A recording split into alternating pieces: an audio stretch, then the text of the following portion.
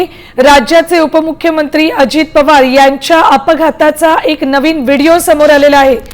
28 जानेवारीला अजित पवार यांच्या विमानाचा अपघात झाला आणि त्यावेळचाच एक नवा व्हिडिओ आता समोर आलेला आहे।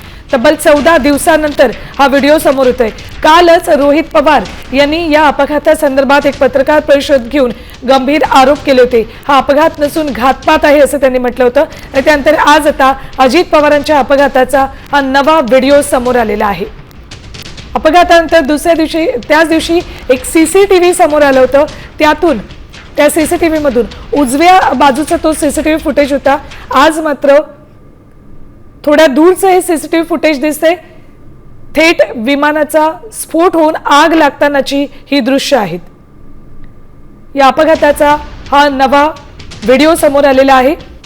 28 जानेवारीला सकाळी 9:15च्या सुमाराला अजित पवार यांच्या विमानाचा बारामतीत अपघात झाला। या अपघातात त्यांच्यासह आणखी 5 जणांचं निधन झालं। त्यानंतर अनेक आरोप प्रत्यारोप झाले। हा अपघात नाही तर हा घातपात आहे असा आरोप झाला।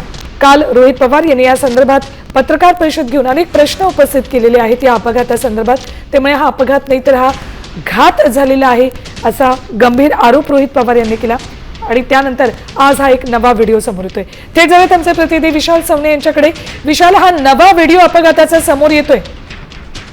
हा एक अजित पवार यांचं ज्यावेळेस प्लेन क्रॅश झालं त्या प्लेन क्रॅशच्या दरम्यानचा हा सीसीटीव्ही जो आहे तो आता समोर आलेला आहे। खरं तर हे धावपट्टीच्या एकदम सुरुवातीच्या भागामधला हा सीसीटीव्ही आहे। दूरवरून दिसतोय आणि त्यावेळेस आपण पाहतोय या सीसीटीव्ही मध्ये की एक विमान जे आहे ते क्रॅश होताना दिसतंय, पडताना दिसतंय आणि विमान पडता क्षणी एक मोठा स्फोट देखील झाल्याचं आपल्याला या सीसीटीव्हीच्या माध्यमातून दिसत आहे।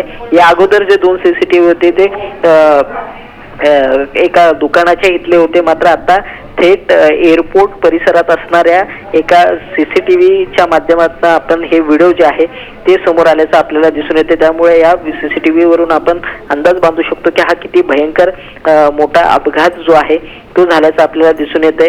या अगोदर देखील कालच रोहित पवार यांनी देखील एक सादरीकरण केलं होतं आणि त्या पत्रकार परिषदेमध्ये काही सीसीटीव्ही देखील समोर आले होते। त्यामध्ये काल पत्रकार परिषदेमध्ये त्यांनी काही फुटेजेस दाखवलेले आणि त्यानंतर आज आता पुन्हा हा एक नवा व्हिडिओ समोर येतोय।